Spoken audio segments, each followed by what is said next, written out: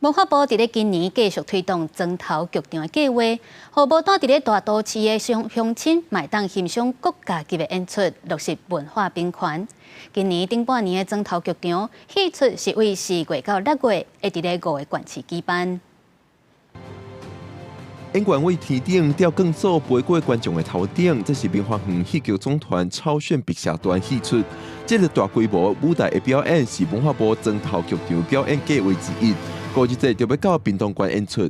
因为歌戏是来自民间，来自咱台湾的乡亲，非常的支持，所以到即马100几年的历史内面呢，明华园已经行95年了，我嘛爱回馈伫民间。沈翠凤表示，明华园当年拢有自发性到各县市表演，即摆配合文化部的砖头剧场计划，要甲经典戏出重新设计，呈现给观众看。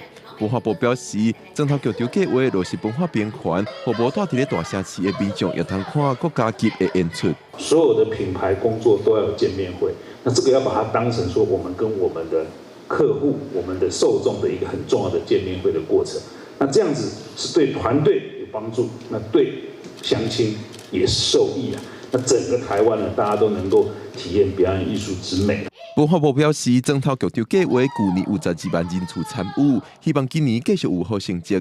今年第一出表演是由左风车剧团带领，4月份伫嘉义县演出，接落来一直到6月份，嘉南、基南、屏东、金门也拢有精彩的表演。